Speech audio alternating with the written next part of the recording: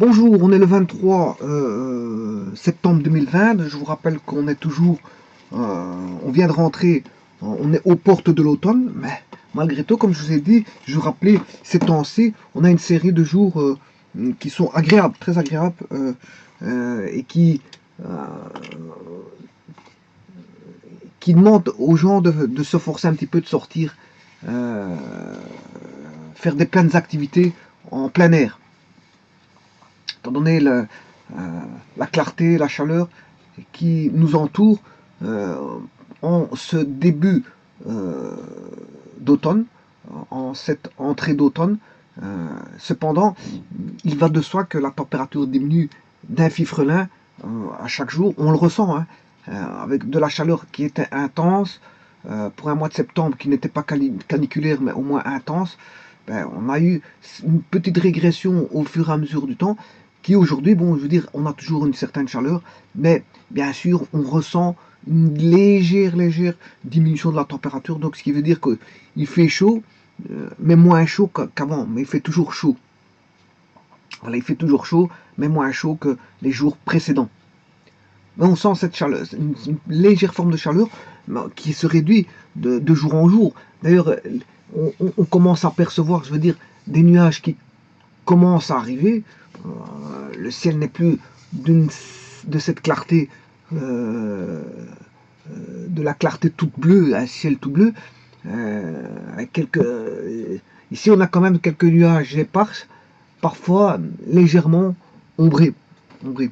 Donc on peut se dire que bon, si ça s'accumule comme ça, ben, le temps va, on va dire, se dégrader.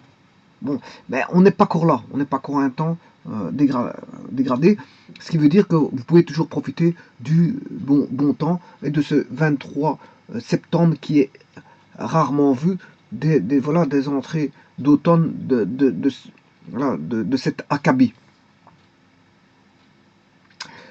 Voilà, ceci étant dit,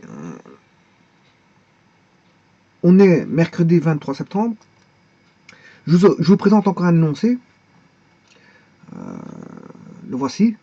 Donc on a un calorimètre dont la capacité calorifique est de 105 joules par degré Celsius. Donc ça c'est la capacité calorifique du calorimètre donnée en joules par degré.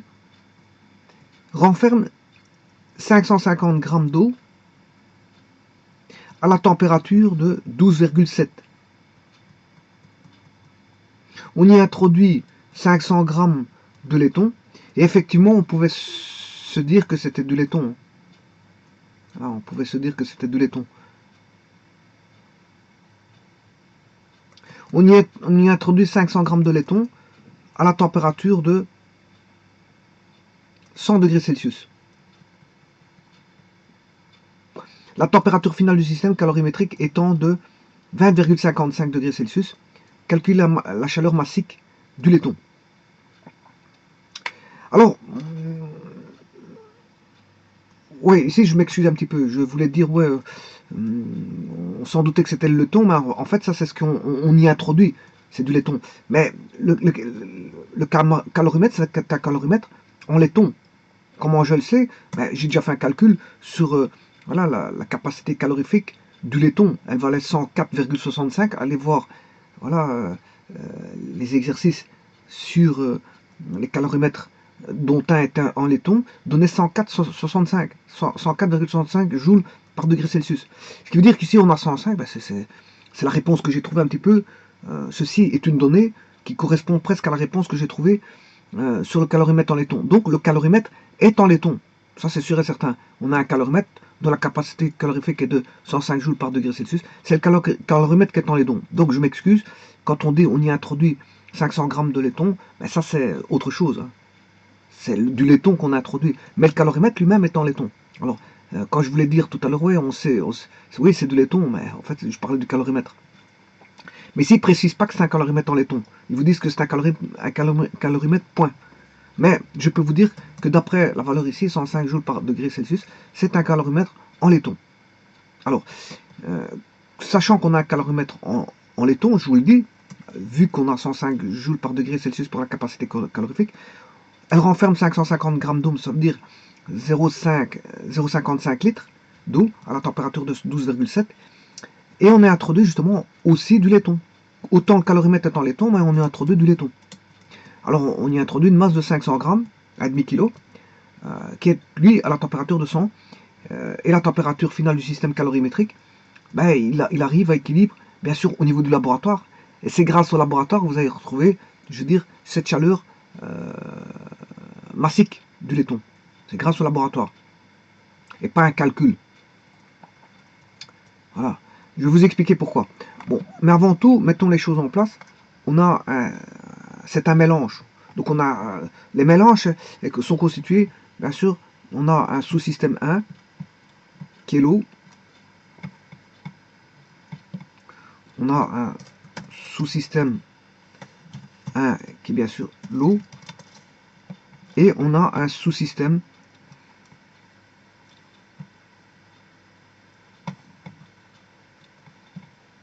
deux qui est le laiton.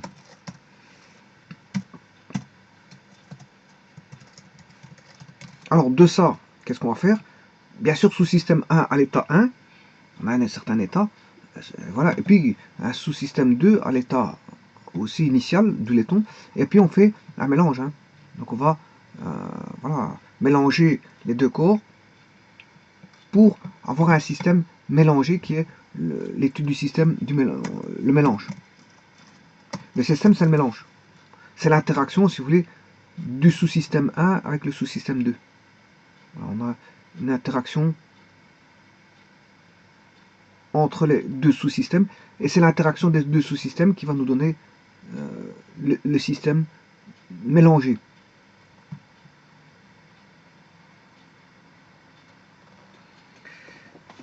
Voilà, alors vous comprendrez que le milieu extérieur, bon, il est là. Alors, a-t-on des échanges avec le milieu extérieur? Je vous rappelle que le système, qu'est-ce que c'est? C'est tout bonnement un calorimètre, hein, qui est en laiton. On a un calorimètre. Bon, ici, on va le faire on peut le faire à système ouvert ou système isolé. Hein.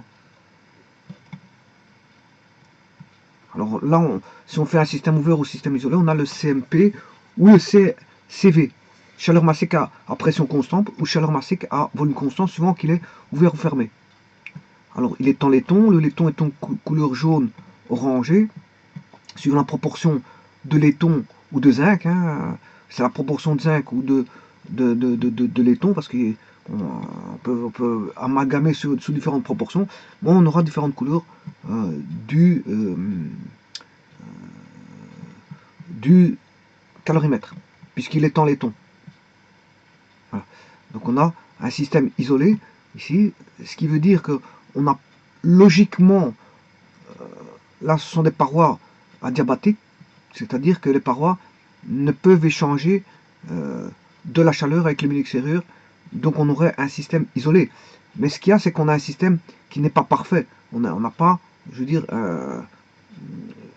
on n'a pas un système 100% isolé. Ce qui veut dire qu'on va se dire qu'on aura malgré tout des pertes de chaleur avec le milieu extérieur. On n'aura pas un système parfaitement isolé. Et donc, on va malgré tout se dire que ces pertes-là, on sait d'après les laboratoires que c'est négligeable. Ces pertes-là sont tellement négligeables qu'elles ne sont pas prises en compte. Donc on a bien ici des échanges thermiques avec la paroi. Mais c'est tellement bien isolé que on considère que ces pertes sont minimes. Alors là-dedans, dans le calorimètre, bien on met un seau calorimétrique pour pouvoir mettre un liquide qui est de l'eau et qui va faire l'échange de chaleur, qui est le sous-système numéro 1. Là-dedans, donc on met un seau calorimétrique pour lequel on va remplir de l'eau.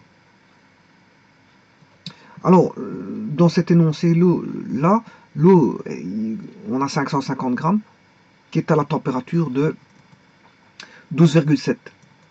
550 grammes, 12,7 degrés. Ça veut dire que on va remplir par de l'eau, on va mettre 550 grammes. Voilà.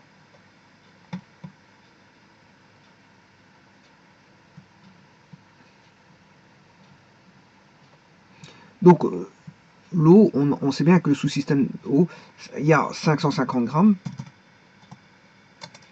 Et G ou GR, hein, peu importe. Si vous voyez que je tape G, c'est grammes. Et si vous voyez que je tape GR, c'est grammes aussi. Voilà, 550 grammes à 12,7 degrés.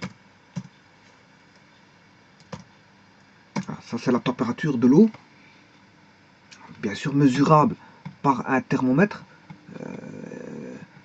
Thermomètre, on a vérifié par rapport à un autre thermomètre pour voir s'il indiquait, on fait une comparaison entre deux thermomètres pour voir si les deux thermomètres sont valables, bien sûr. Hein. Si un des deux, bon, ne fonctionne pas. Donc on va mettre un thermomètre.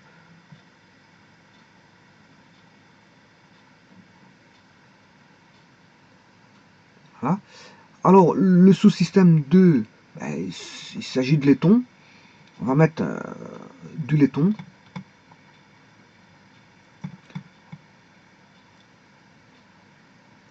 Qui a une certaine température, bien sûr, dans cette eau. Voilà. Alors, lui aussi, on a pris sa température, hein, le laiton. On a pris sa température. Et le laiton, lui, on met la masse de laiton est de 500 grammes, à demi-kilo.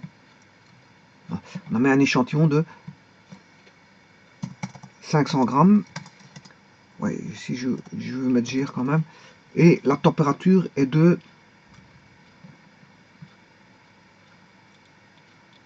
100 degrés. 100 degrés Celsius. Voilà. Donc il est quand même à 100 degrés. C'est chaud.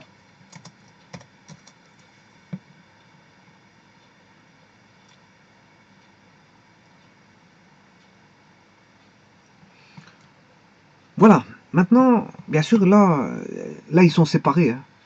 Là, ils sont séparés. Là, il est séparé de celui-ci. Et puis, quand je mets dedans, à l'intérieur, là, à ce moment-là, dès le moment où on le met à l'intérieur, à ce moment-là, qu'on referme le couvercle. Il y a un couvercle, là. Si, il y a un couvercle. On ferme le couvercle. Dès le moment où on le met dedans, on ferme le couvercle. À ce moment-là, on arrive à un équilibre thermique avec un agitateur qui va bien mélanger, faire mélange de la température d'eau. Et on a un transfert de chaleur, bien sûr, du laiton vers l'eau. Parce que on va avoir une température de chaleur chaude vers... Enfin, un transfert de chaleur chaude provenant du laiton vers le corps plus froid qu'est l'eau. Et donc on aura une élévation de température de l'eau, de 12,7, sa température va s'élever ici. Par contre, les 100 degrés ici vont diminuer. Pour arriver à quoi? Une température d'équilibre. Température d'équilibre que le laboratoire va vous dire. Vous allez mesurer cette température d'équilibre. Hein. Ah, vous allez la mesurer. Hein. Bon, dire que vous avez un corps chaud à 100 degrés.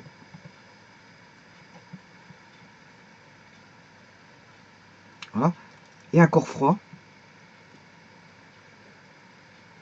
Et ça va arriver à une température d'équilibre. Alors, on a 100 degrés. Voilà, ici, et le corps froid fait 12,7.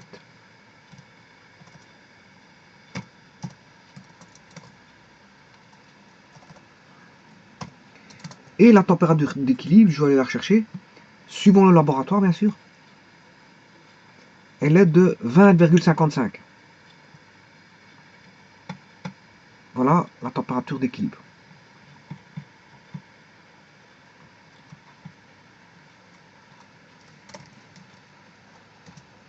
On laisse reposer et on regarde la température d'équilibre, on la mesure 20,55 je crois. 20,55.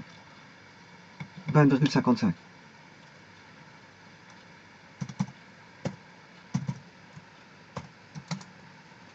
Voilà. Et ça c'est le laboratoire. Donc je vous rappelle que c'est du labo. C'est le laboratoire qui va me permettre de trouver cette température d'équilibre. Parce que moi, maintenant, ce que je vais faire, et pourquoi on a cette température d'équilibre là? Mais c'est parce que, en fait, je vous l'ai déjà expliqué, et je vous le réexplique encore maintenant, c'est que on a des accessoires qui entourent l'eau. On a des accessoires qui entourent l'eau. On a voilà, le vase, on a le calorifère, voilà, tous ces accessoires-là, tout ce qui est en contact avec l'eau sont matière à absorber de la chaleur. Je vous ai dit tout à l'heure que là, on a des pertes calorifiques, on a des pertes négligeables avec le milieu extérieur. Voilà, on a des pertes négligeables avec le milieu extérieur. Cependant, à l'intérieur du calorimètre, on a des pertes qui ne sont pas négligeables. Voilà. On a des pertes dues aux accessoires.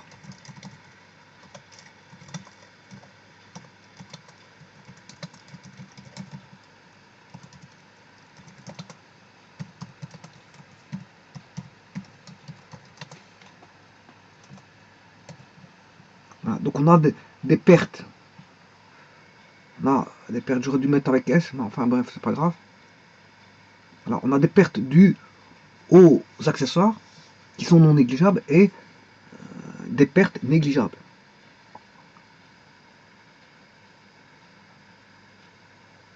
Alors, je veux bien mettre un S, c'est pas un problème. On a des pertes qu'un S, négligeables, voilà, des pertes dues. Voilà, je veux bien le réécrire, c'est pas un problème. Si c'est pour respecter l'orthographe. Certains sont, je veux dire, méticuleux vis-à-vis de l'orthographe, donc je vais respecter l'orthographe. On a des pertes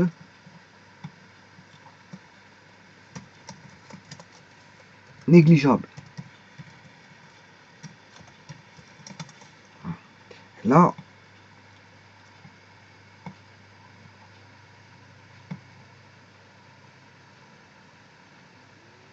bon, le fait de corriger l'orthographe, ça implique de passer mon temps à recorriger. Bon, c'est pas le but du jeu, hein, de recorriger mon erreur orthographique. Je vous ai dit qu'il y avait une erreur. Bon, des moments où je vous ai dit qu'il y avait une erreur, de prendre en considération. Mais je vais aller jusqu'à modifier tout ce qu'il faut. C'est pas un problème, mais c'est vrai que quand vous devez corriger, bon, ça nécessite un certain temps de correction. Hein. Bon, ben, on va réécrire ça. On a les pertes dues aux accessoires. Du, bien sûr, calorimètre. Voilà.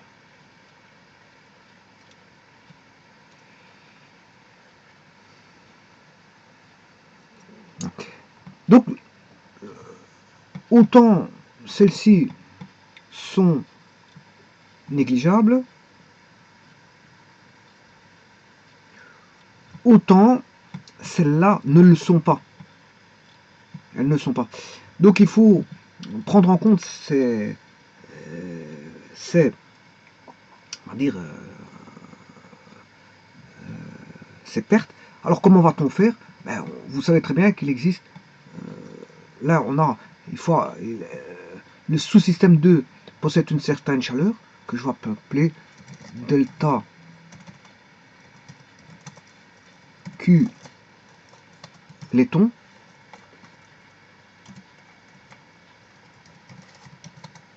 Et c'est égal à la masse du laiton. Masse du laiton fois le C du laiton fois delta T, la variation de température qui va y avoir jusqu'à la température d'équilibre. C'est-à-dire c'est 100 degrés moins température équivalente. Voilà. C'est la température ici. Delta T, degré, hein, delta T degré, c'est la température qui va de là, là. Voilà que va subir le laiton comme variation de température.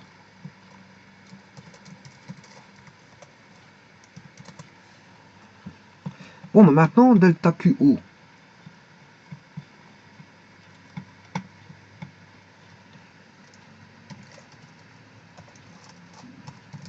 delta Q H2O égale la masse d'eau, masse d'H2O, plus, voilà, une valeur en eau que j'appelle mu. C'est la valeur en eau du calorimètre et qui en fait qui est la correspondance à la masse d'eau qui correspondrait à l'équivalent, c'est l'équivalent en eau, ça correspondrait à une masse équivalente d'eau qui reprend les pertes dues aux accessoires. Bon, donc c'est-à-dire ici, comme on a de l'eau, ben c'est C0.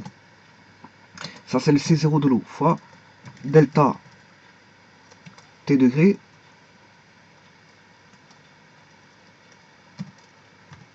voilà.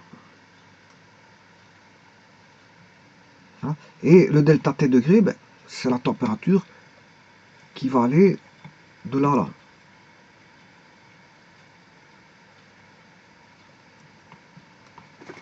Et donc ça c'est la chaleur fournie. La chaleur fournie par le laiton. Voilà. La chaleur fournie par le laiton. Ici. Cette chaleur fournie, bon, elle va être fournie à qui? Ben, à l'eau. Elle va être fournie à l'eau. Donc, fournie, ça veut dire que c'est... Voilà, vous commencez à connaître les conventions. Je prends une convention égoïste. Quand il donne, c'est négatif. Donc, voilà, c'est négatif. Donc, on aura delta Q qui est négatif. Alors, l'eau va absorber la chaleur. Donc, lui, il est positif. D'après les conventions.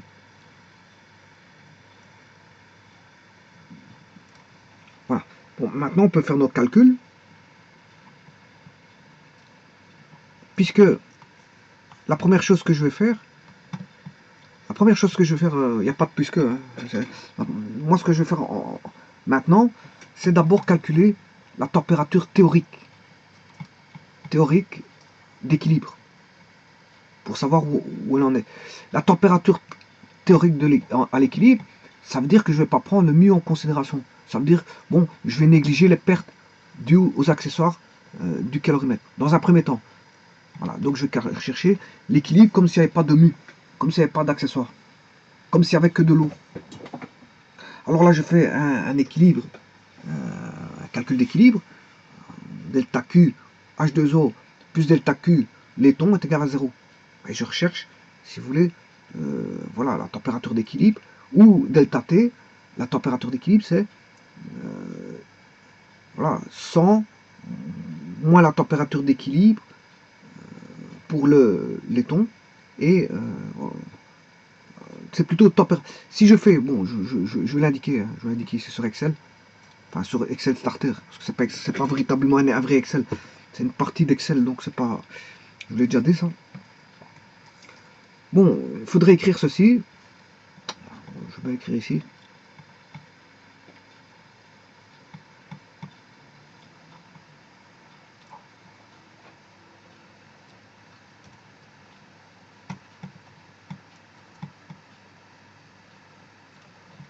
Masse d'H2O fois C0 fois température finale moins température initiale. Alors température finale, c'est 20,50. Pour le corps froid, ce qui est l'eau, température finale, c'est la température d'équilibre, 20,55.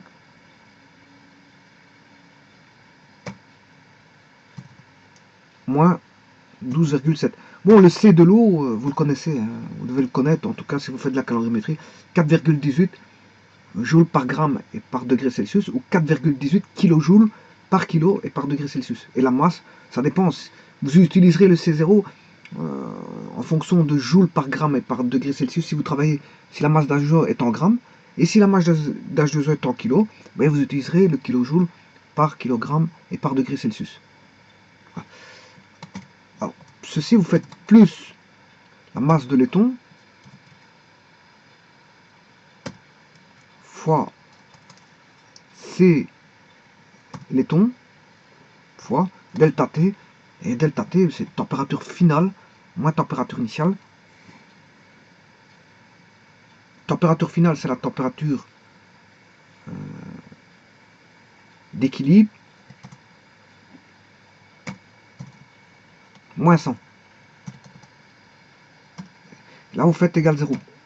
Voilà. Alors quand vous faites somme des Q égale 0, c'est ce que je viens de faire. Hein. Je viens de juste faire l'équation pour éviter de réfléchir avec les signes. J'ai fait somme des Q égale 0. Mais quand vous faites ceci, à ce moment-là, on a TF moins TI, hein, sa température finale, ici, moins température initiale. Et donc là, vous devez marquer température finale moins température initiale, toujours. Quand vous faites somme des Q égale 0, il n'y a pas de réflexion de signe à faire. Vous faites juste TF moins TI. Parce que la thermodynamique vous impose de créer une situation pour avoir un bilan en thermodynamique, c'est le final moins l'initial. Quelles que soient les grandeurs thermodynamiques. Voilà. Donc ça, en écrivant ça, la loi conservative ici, ben, vous devez le faire par l'entremise de température finale moins température initiale. C'est ce que j'ai fait. Parce que la température finale ici, c'est 20,55 et la température initiale, c'est 12,7. Pour l'eau, pour ce qui est du laiton, c'est 20. La température finale, c'est 20,55 moins 100. Bon. Alors maintenant, il y a une deuxième méthode. Mais à ce moment-là, vous devez réfléchir au niveau des signes. Alors, qui donne sa chaleur? C'est le laiton. Donc, le laiton va donner sa chaleur, mais on sait bien que comme il donne voilà, sa chaleur, c'est négatif. C'est négatif. Donc, ce qui veut dire qu'on va écrire M masse de laiton fois C laiton fois voilà, et là vous écrivez c'est 100 moins 20,55. Vous voyez ici, j'ai pas marqué TF moins TI, hein. C'est plutôt TI moins TF ici. Mais là, la température étant positive, on la rend positive en faisant TI moins TF. Comme la température la plus chaude c'est 100 degrés, ben 100 moins 20,55, ça reste positif. Alors pour dire qu'on a une valeur négative ici, qu'on donne de la chaleur, voilà, vous devez mettre du négatif ici. À ça, vous devez égaler, bon, ceci ici. Et là, lui, il est positif. Vous devez l'égaler à cette expression-là.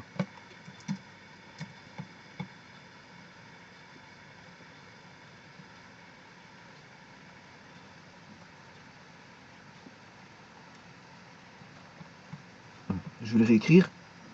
Vous devez l'égaler à la masse d'eau, que je vais appeler M0, fois le chaleur massique de l'eau, fois le delta T qui est ici.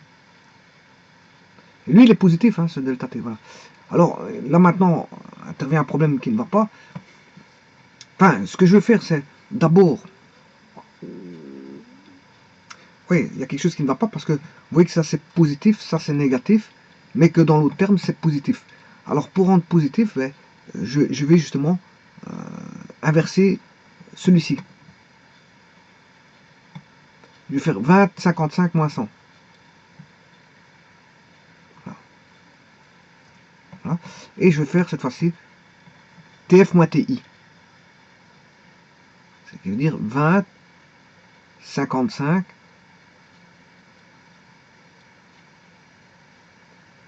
moins 100. Voilà.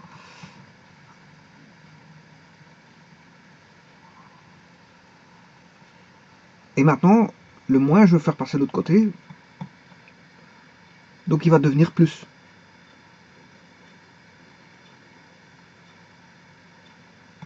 Il devient plus. Voilà, égale 0. Égale 0. Voilà. Et on retrouve ceci. On retrouve l'expression ici. C'est la même chose. On retrouve la même chose. C'est tout ça pour vous dire qu'on retrouve la même chose. Si ce n'est que, ici le 20,55, mais c'est le labo qui donne ça. C'est le laboratoire. Mais lui, il est tenu 20,55, température d'équilibre. C'est pris en compte avec à cause d'un mu. Voilà. Parce qu'il y a des accessoires, il y a l'absorption de chaleur par les accessoires. Donc, pour retrouver la vraie température d'équilibre, ce qu'il faut faire, c'est de bannir ce mu et dire qu'on n'a pas de perte due aux accessoires. Donc on a directement un H2O. Voilà. En vérité, ça c'était M0 plus mu, si l'écriture que j'avais. C'était M0 plus mu. Plus un mu. Voilà. Maintenant, je vais l'écrire avec M0. Mais à ce moment-là, si j'ai M0 sur le mu, ben le delta T, c'est T d'équilibre.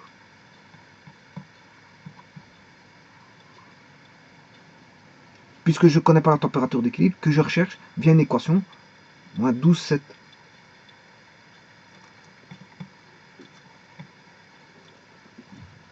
Bon, je vous montre ceci, mais vous devez être capable de le faire, hein, parce que je l'ai déjà fait plusieurs fois. Vous devez comprendre ceci. Le but, c'est de ne pas de réexpliquer 50 000 fois la même chose, parce que vous devez le comprendre. Mes vidéos se suivent. À un moment donné, je dois plus répéter. Hein. Bon, je le fais parce que pour que la première personne qui vient ne soit pas trop perdue, mais la première personne qui vient voir directement une vidéo comme ça, si elle n'a pas des connaissances, bon, je lui dirais d'aller voir les autres vidéos, hein, parce qu'elle ne peut pas arriver dans une vidéo comme ceci en essayant de comprendre ça directement sans savoir les prérequis. Hein. J'ai fait plusieurs vidéos concernant la calorimétrie, c'est pour amener des prérequis à certaines personnes qui n'en auraient pas et qui tomberaient sur une telle vidéo, hein, bien sûr, effectivement. Donc ce que j'explique là, il ne faut pas que ce soit rébarbatif, parce que si c'est rébarbatif, c'est que vous ne connaissez pas les tenants et les aboutissants, je veux dire, des bases. Hein. Donc moi, c'est pas la vidéo là qu'il faudrait venir voir, c'est de consulter les vidéos, je veux dire, des prémices. Hein. Ah, si vous tentez de voir quelque chose que vous ne comprenez pas, posez-vous la question, la raison pour laquelle vous ne comprenez pas. Voilà, c'est peut-être parce que vous ne maîtrisez pas les bases et qu'il faut aller d'abord voir les prémices et les bases. Donc ce que j'explique là, c'est anodin. C'est anodin. Je fais que répéter ce que j'ai déjà répété plusieurs fois. Et donc j'ai réécrit l'équation d'équilibre. Mais là, à ce moment-là, comme il n'y a plus de... Voilà, si je veux rester cohérent avec moi-même, je vais enlever une partie ici de caloromètre. J'en ai pas besoin. La cohérence, elle vient de ceci. Là, on a un mu. Voilà. Mu. Alors, si je mets une valeur en eau, ben, on a 20,50. On a une température d'équilibre de 20,55. Mais si je ne mets pas de mu, il n'y a pas de perte due aux accessoires. Je néglige les pertes dues aux accessoires. J'ai M0. Et à ce moment-là, il faut rechercher la température d'équilibre. Alors, je vais rechercher cette température d'équilibre. Il faut faire juste une équation. Hein. Il faut juste isoler le T équilibre. Je l'ai déjà fait dans d'autres vidéos. Mais je le fais directement ici sur Excel. Je vais chercher la température d'équilibre théorique. Ce qu'on appelle la température d'équilibre théorique. Alors, pour ça, je vous avais dit qu'il y a une formule. Formule tirée, bien sûr, de la démonstration. Hein. Ah. Si je retire température d'équilibre ici, vous allez voir qu'on aura... Si vous résolvez l'équation, je l'ai déjà fait plusieurs fois, allez voir les vidéos, on aura température d'équilibre égale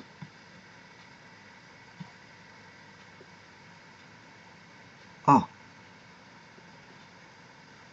Oui.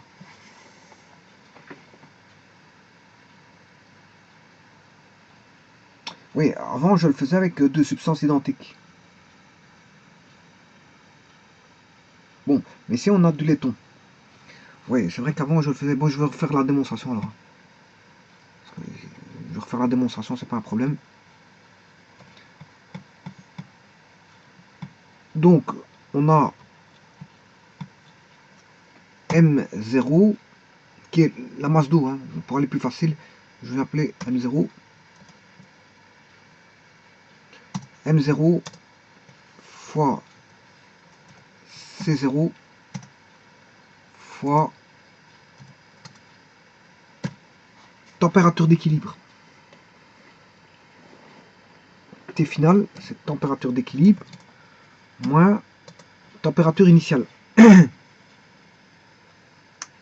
12,7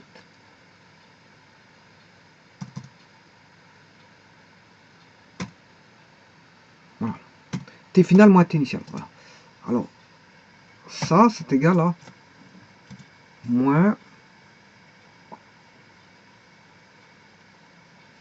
masse du laiton fois... Ah oui, mais le C laiton, je ne le connais pas. Bon, je vais faire en sorte comme si je le connaissais. Ouais, parce que si j'ai deux inconnus... Bon, je vais faire comme si je ne le connaissais pas. Enfin, comme si je le connaissais. Alors que c'est le... faut rechercher ça. Je vais le rechercher par après.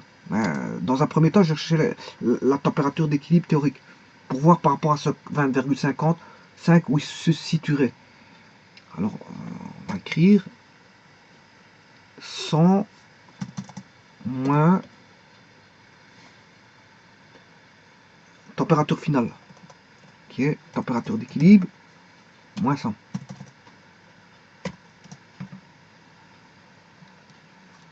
Voilà.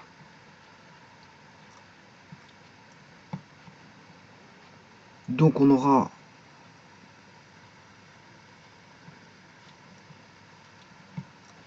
M0, C0, fois la température d'équilibre, moins M0, C0, fois 12,7. Égal. Bon, le moins, je vais l'enlever, dans le sens où je vais mettre la masse de laiton, fois le C du laiton, fois 100 moins la température d'équilibre.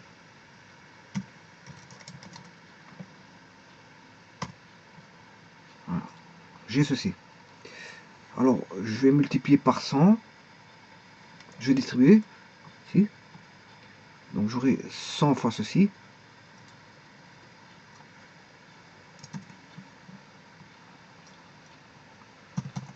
Fois ceci. Moins température d'équilibre fois ceci.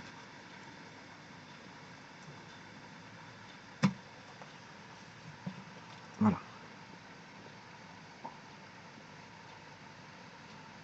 Alors, je vais réunir les températures d'équilibre qui est l'inconnu. M0 fois C0 fois température d'équilibre plus M laiton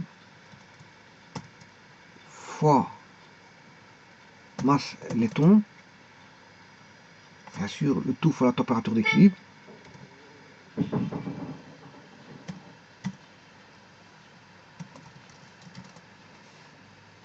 est égal à quoi? Une fois je mets une étoile pour une fois je mets des X. Bon, je peux mettre des X partout. Hein. C'est vrai qu'une fois je mets voilà, je vais mettre ceci. On va rester cohérent, c'est avec le symbole multiplication. Et là on aura 100 fois la masse laiton fois le C du laiton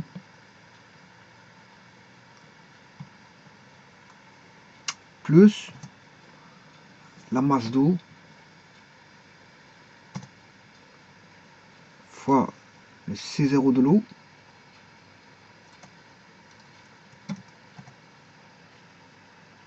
fois 12,7.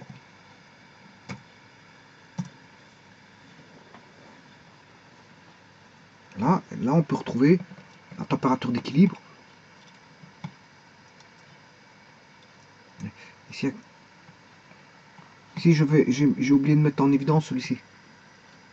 Je mets en évidence. Voilà. Il est mis en évidence. Hein. Voilà.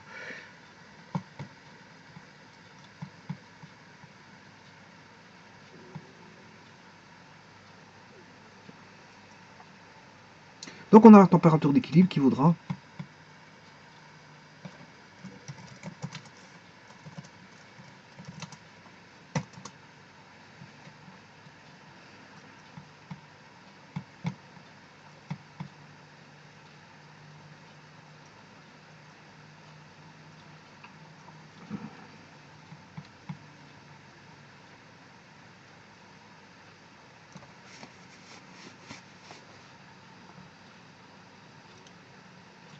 la masse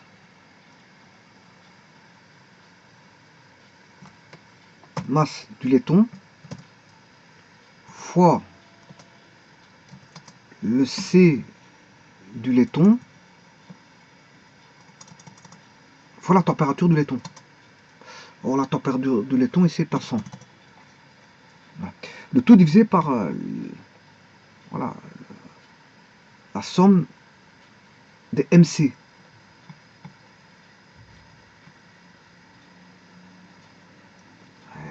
La somme des MC n'est tout bonnement que M0 C0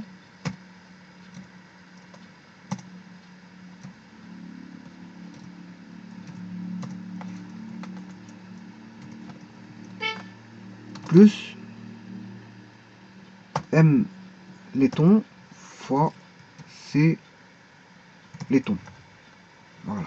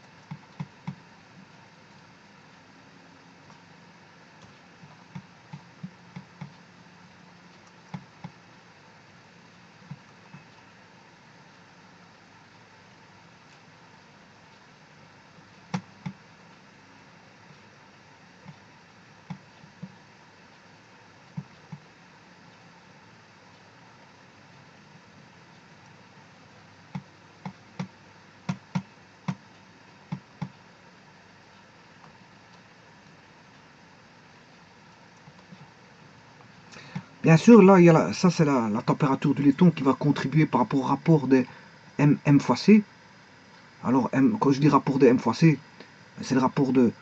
ici, comme on a affaire à la température du laiton, ben, ce sera la masse du laiton fois le laiton, divisé par la somme des MC. Maintenant, je vais faire la contribution de l'eau, la contrepartie de la température d'eau.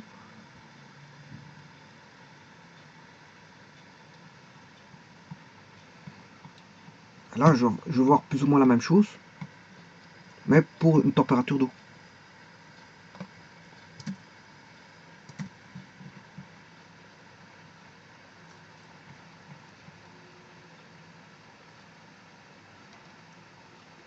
Voilà. Alors là, on a M0, C0.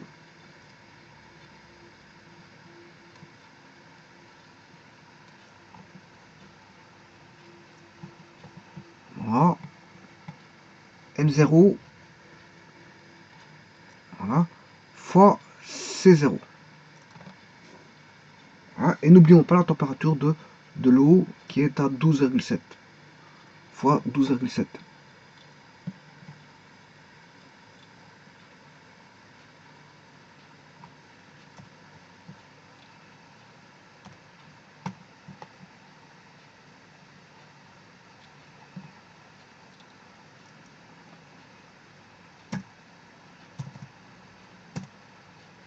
Bon, et vous pouvez en faire une formule générale. Hein.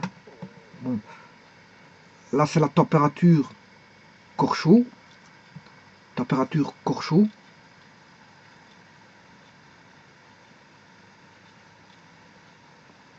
Voilà. Température corps chaud. Et là, c'est la température corps froid. Voilà. Donc là, vous en faites une formule générale. Et c'est comme ça, si on a deux substances différentes, ben, comment trouver la température d'équilibre?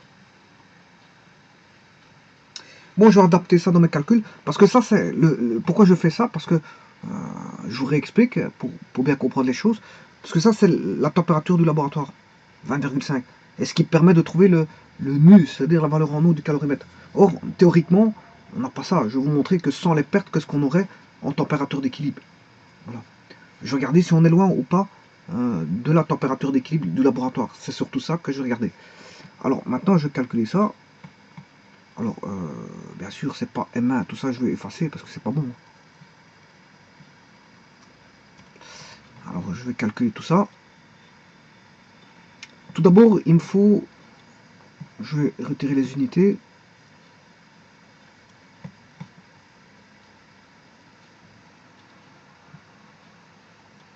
Voilà. Alors, on va calculer d'abord le M0 fois C0. Voilà.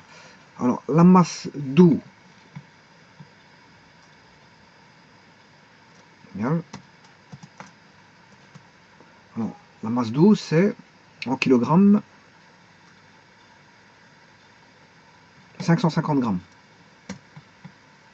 Comme on travaille en grammes, je vais travailler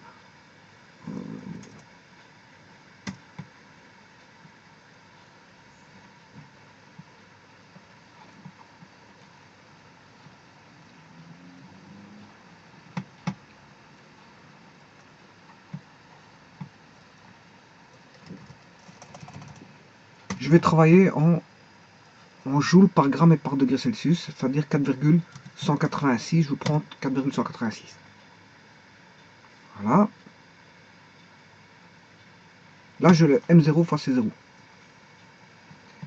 Alors maintenant, je vais calculer la masse du laiton.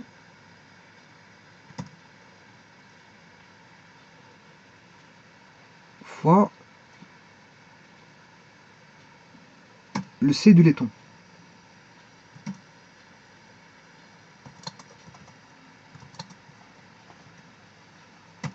Alors la masse, je vais calculer ça tout de suite. La masse du laiton ici vaut 500 grammes. Et le C du laiton, il faut le calculer. Hein. Calculer la charge massique du laiton, c'est ce qu'il faut. Mais comme ça a déjà été calculé, je vais aller chercher directement. En joules par gramme, c'est 0,377.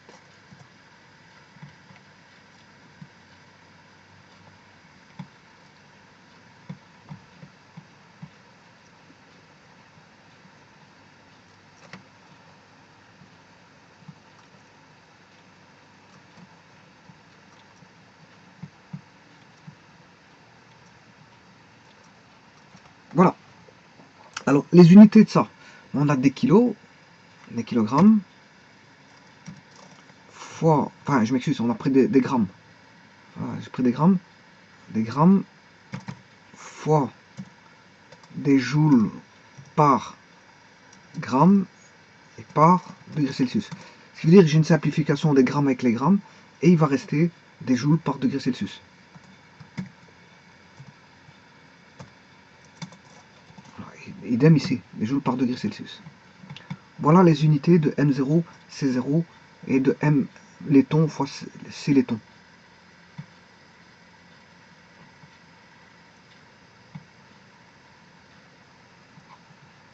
Maintenant, je vais regarder la totalité de ça.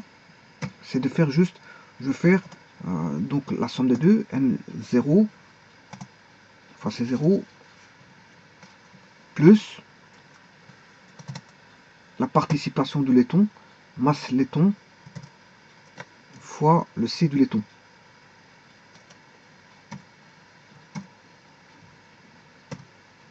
Voilà.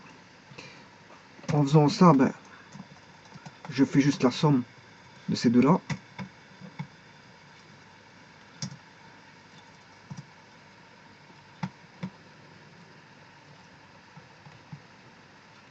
Et là, j'ai toujours la même unité qu'ici. C'est juste une somme, donc les unités ne changent pas. Voilà. Les unités changeront en produit, mais pas dans la somme. Une somme, on fait la somme de mêmes unités.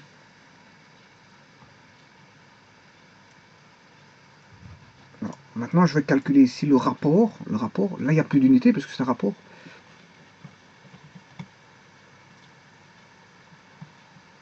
Je vais d'abord établir le rapport M0 fois C0 divisé par M0 C fois C0 plus M laiton fois C du laiton.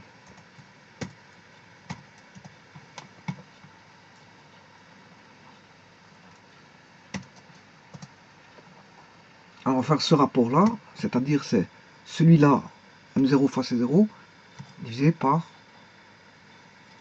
la contribution des deux. C'est une contribution de l'eau sur la contribution totale de M fois C. Alors on a 92%. L'eau contribue à 92%. Bon. Voyons voir le laiton. C'est normal qu'il contribue à 92% parce que le C0 il est déjà grand pour l'eau. Il est déjà grand pour l'eau. Alors comme on a aussi une grande masse d'eau, ben, la grande masse d'eau fois le grand C de l'eau, ben, fatalement il y aura une grande contribution de l'eau pour l'équilibre de la température. Elle va se situer plus du côté de l'eau que...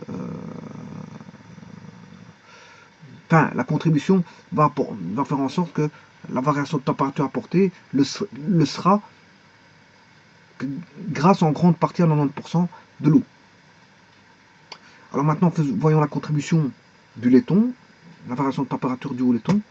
Donc on a ML fois CL, ouais ça je l'ai déjà. Donc il suffit de faire juste le M laiton fois C laiton divisé par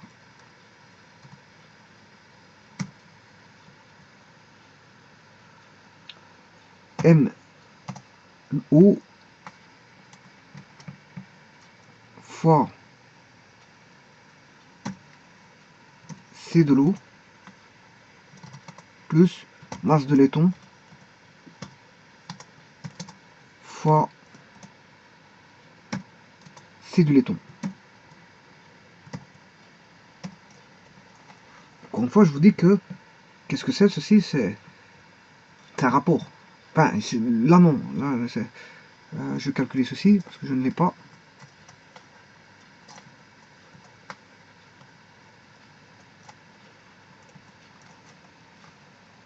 Voilà, égal.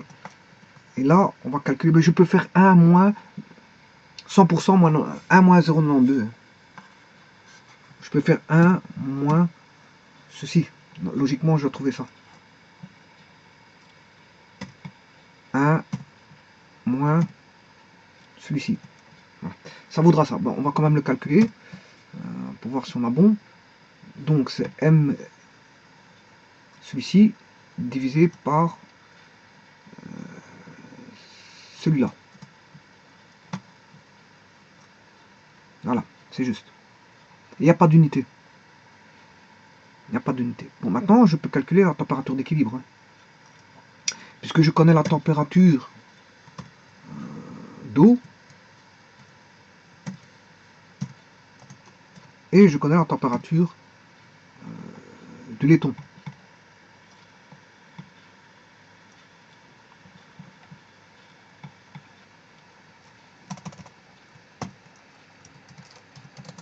Alors, la température d'eau est à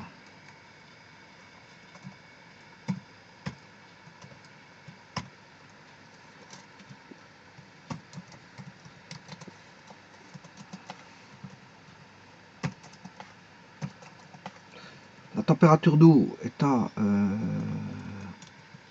12,7 et celle de l'eau à 100.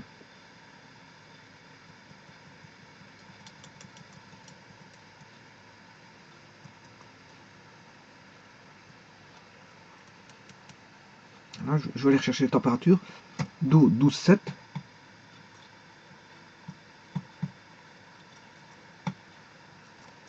Voilà. Et la température du laiton, elle est à 100.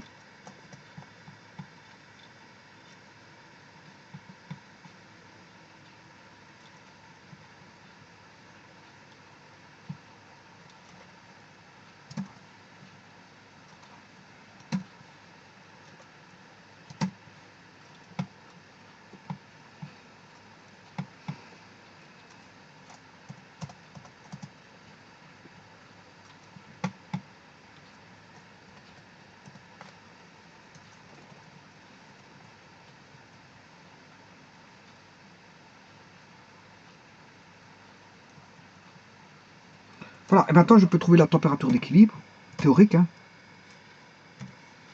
du mélange. Température d'équilibre théorique. c'est égal.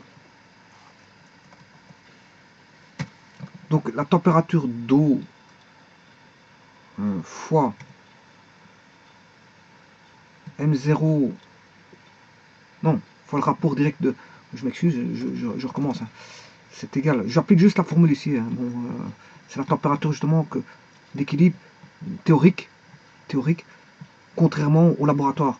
Le laboratoire a donné 20,55. Je calcule la température théorique pour voir l'écart. Température théorique.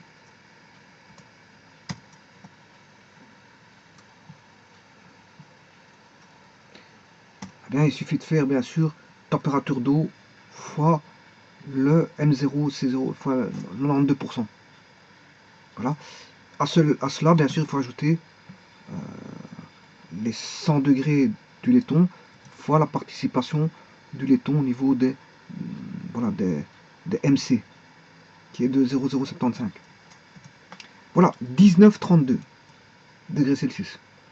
Et là, le labo nous donne 20,55. Ce qui veut dire que l'écart va nous donner justement ce fameux mu. C'est cet écart-là qui nous donne le mu. Voilà.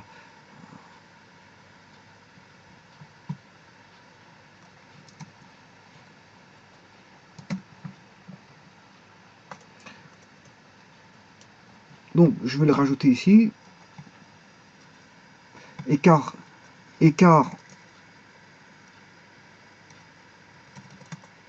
entre le théorique et le labo.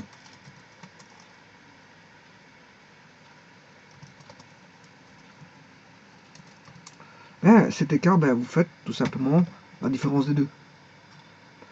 C'est-à-dire, on va voir, le théorique me donne 19,32 et voilà, on aura ça moins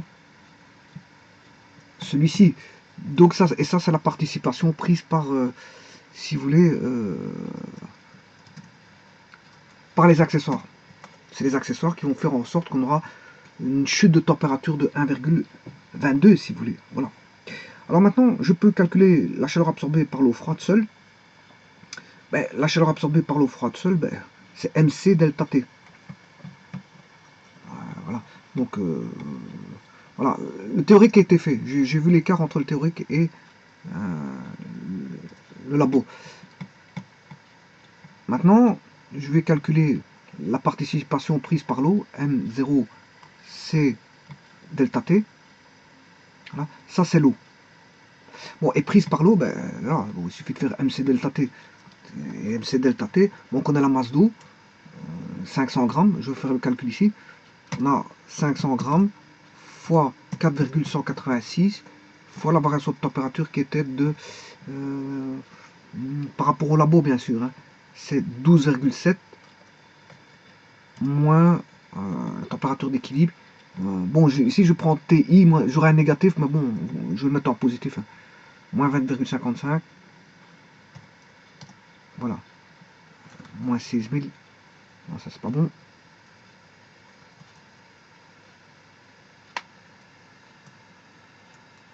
La masse c'était bien de 500 grammes. Je vais recommencer. 500, non, l'eau était à 550. Je m'excuse.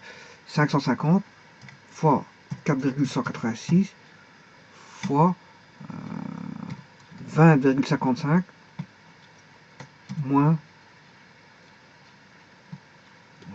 la température d'eau qui est de 12,7. Voilà. Voilà. On a bien les 18.073,55 qui est ici. Bon, ici, il a au dixième, là, il est au centième. Voilà. Voilà comment on calcule la chaleur absorbée par l'eau. Alors, la chaleur absorbée par les accessoires, comment va-t-on le trouver?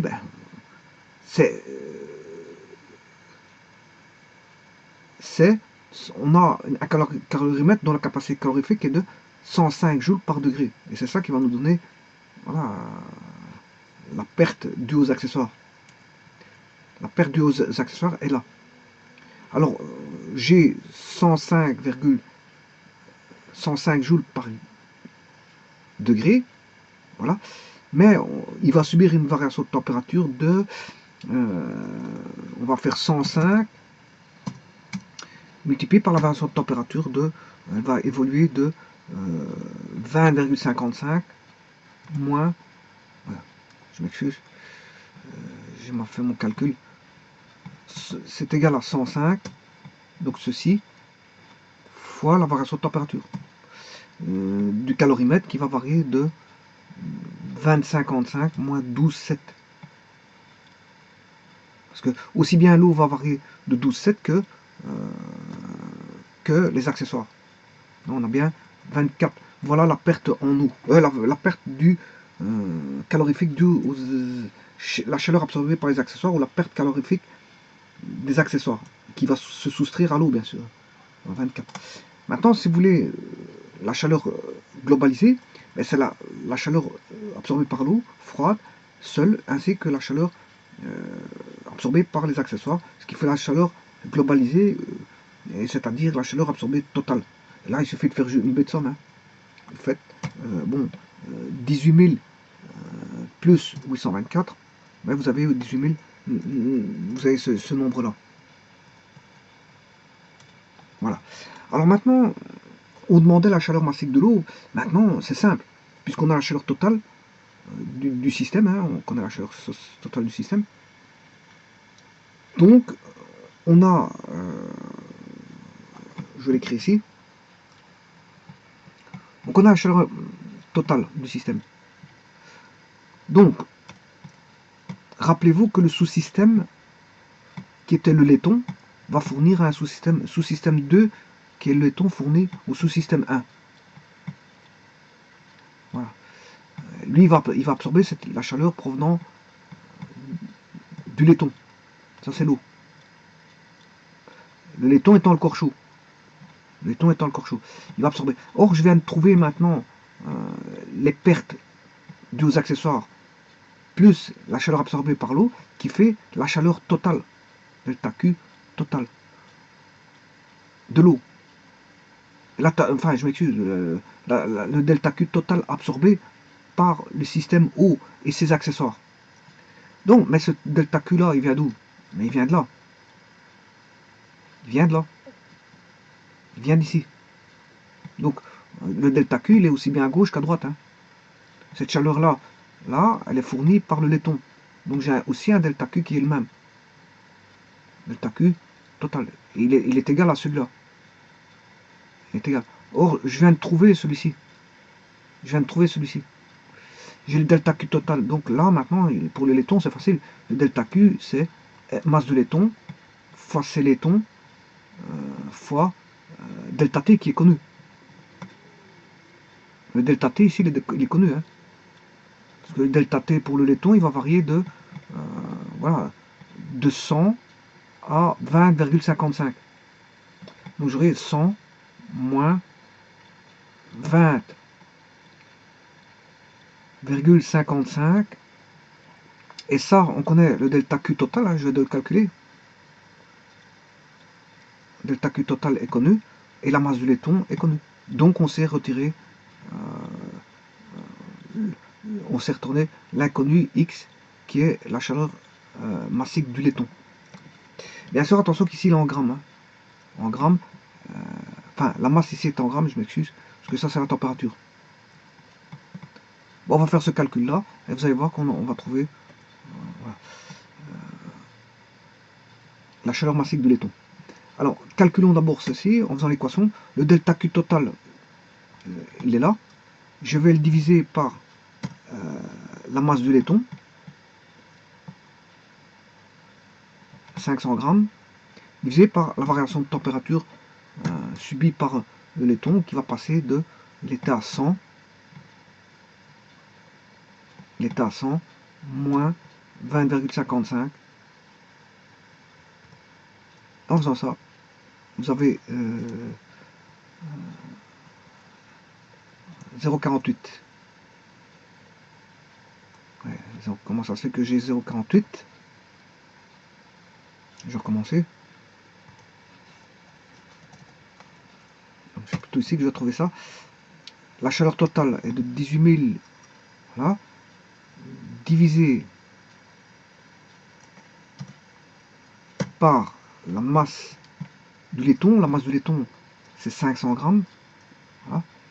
Mais celui-ci, il faut multiplier par la variation de température qui varie, comme je vous l'ai dit, le laiton va varier de 100 moins 20,55. Voilà, j'ai 0,475.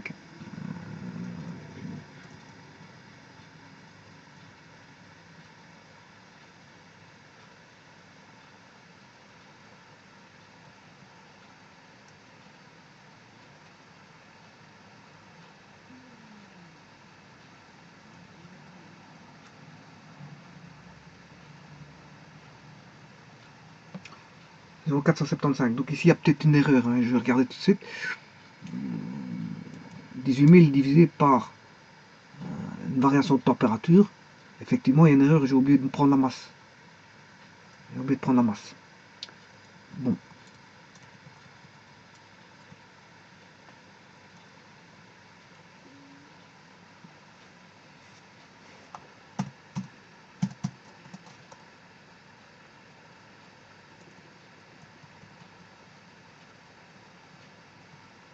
C'est une petite erreur parce que j'ai oublié de prendre la masse.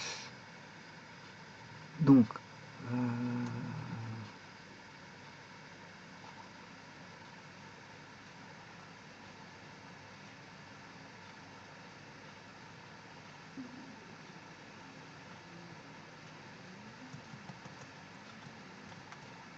si j'ai pris la masse, mais j'ai divisé directement par 100. Je n'ai pas fait la température. Voilà, je n'ai pas fait 100 moins 19,2, c'est ça. J'ai mis directement 100. À voir ce qu'il y a ici. Je vois que j'ai fait la cellule C32 divisée. Oui, donc en fait, on a bien C32, la chaleur. J'ai bien pris la masse, puisque la masse elle est ici, en E4. Oui. Mais en fait, j'ai divisé directement par 100. Bon, j'ai divisé directement par 100. Donc ici, je vais refaire le calcul. Hein. C'est la masse, c'est d'abord la chaleur totale, divisée par la masse totale du laiton.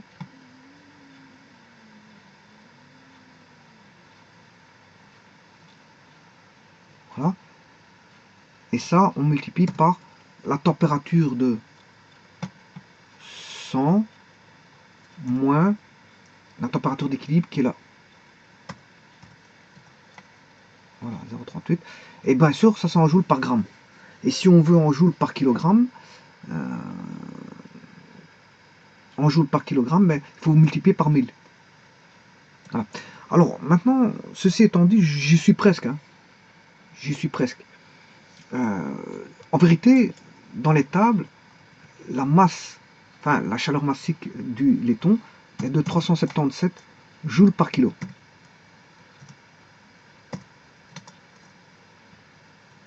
Donc ça veut dire que dans ce laboratoire-ci, ils n'ont pas tout à fait trouvé la valeur exacte.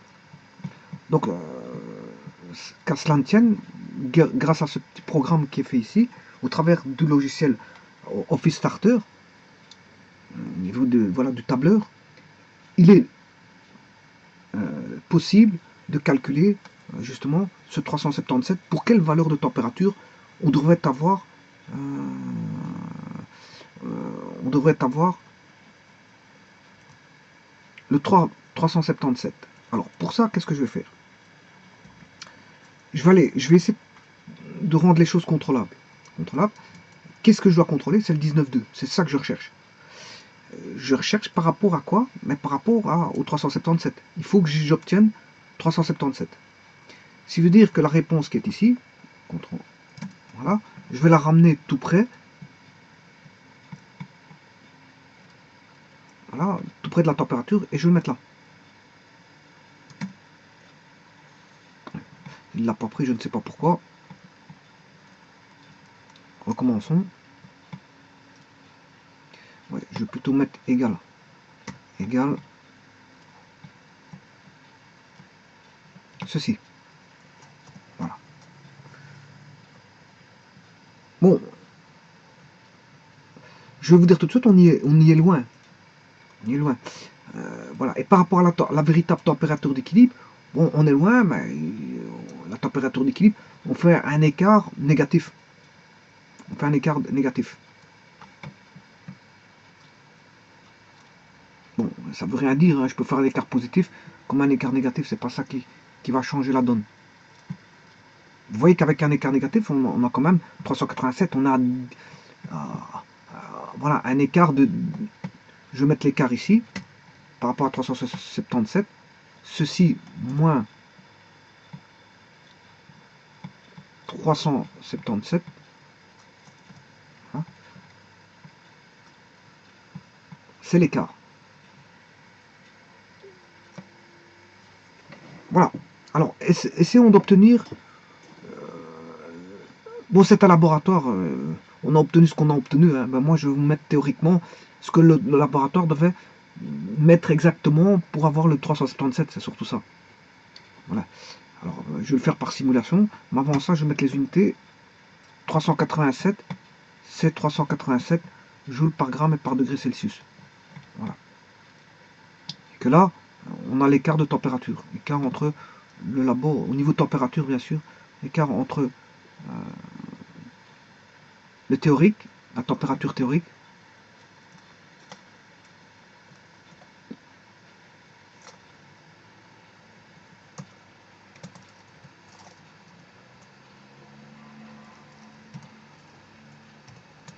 voilà, la température théorique et la température du labo. On a un écart de moins 2, mais ce moins 2 là, moins 0,2, bon, moins 0,2 degrés, il est négatif. Mais on n'est pas loin de la température d'équilibre. Et cet écart-là fait justement en sorte qu'on a justement ce fameux nu, cette valeur en eau. C'est cet écart qui donne cette valeur en eau. Mais il ne faut pas que cet écart soit trop grand non plus. Hein. Vous le dites tout de suite. Ça doit s'approcher de la température d'équilibre. Bon, alors, voyons voir comment obtenir notre 377. C'est-à-dire d'avoir ici un écart de 0. Le tout, c'est d'avoir un écart de 0. Pour ça, je manipule ici les températures. Si je mettais 18,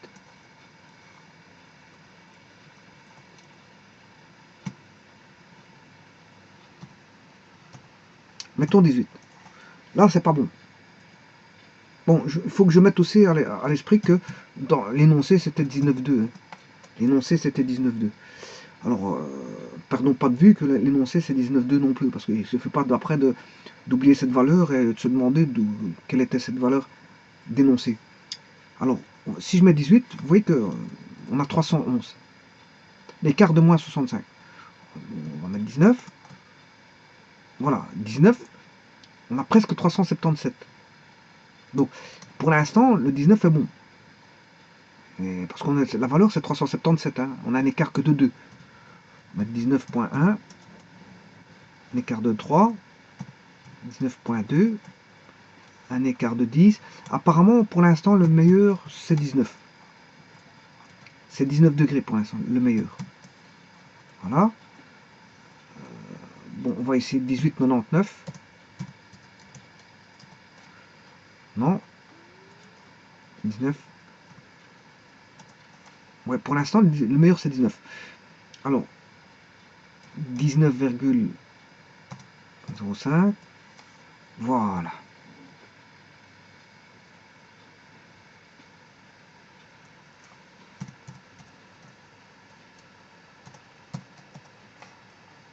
Donc, pour l'instant, le plus proche, c'est le 19,05.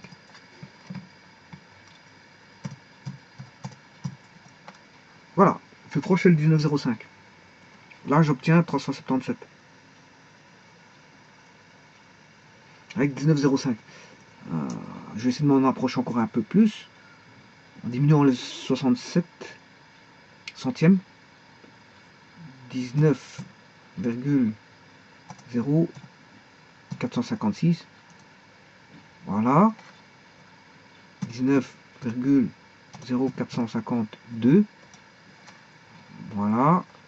19,0451. Voilà. Donc voilà, ça tourne. Bon, on va mettre. C'est vrai, si j'ai une température au centième, la meilleure température à l'unité, c'est 19. Voilà. La meilleure température à l'unité, c'est 19. Vous voyez que si vous mettez 19,2, ben, on s'en écarte quand même. Hein. On a fait une erreur de 10,3. Donc, la température qui... voilà. Sachant que la température d'équilibre théorique fait 19,2. 19,2. Voilà, la température. Donc, ici, dans l'énoncé, apparemment, ils ont été mettre presque la température d'équilibre. Presque. Théorique. Parce que la température d'équilibre fait 19,26. Donc, et là, ils ont mis 19,2, ce qui fait 0,06. Mais en vérité, c'est 19. Pour avoir 377, ouais, c'est 19,05. Le meilleur, c'est celui-ci. Donc, il faudrait mesurer ouais, la température. Parce que si je mettais 19, j'ai moins 2. 19,05. Il faudrait un thermomètre au centième. Donc, si vous faites un labo précis, plus il sera précis. Vous allez mettre un thermomètre au millième. Il y a moyen d'avoir ce 377. Voilà, il y a moyen de l'avoir. Donc ce 19,2 est quand même un petit peu loin de l'énoncé, un petit peu loin de la réalité. Hein. Voilà. Si je mettais 19, bon d'accord, mais le meilleur des deux, c'est 19,5. Et là, vous voyez qu'on arrive à un écart de 0,76, 0,674. Voilà, on arrive proche de la valeur réelle qui est 377.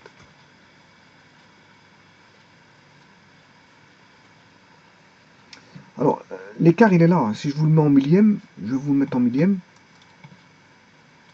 Ça donne ceci. C'est l'écart.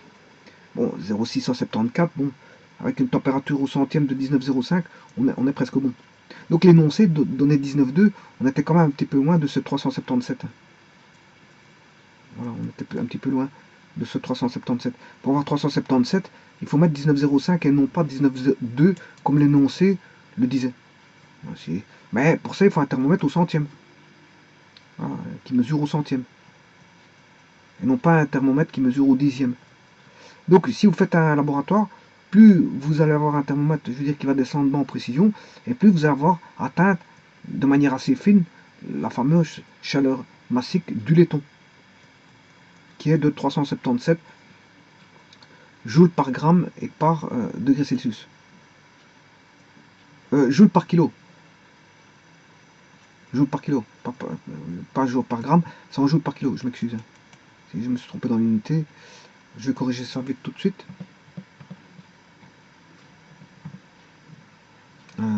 Ouais, c'est parce qu'en fait j'ai fait une mauvaise recopie. Et la recopie proviendrait de celui-ci.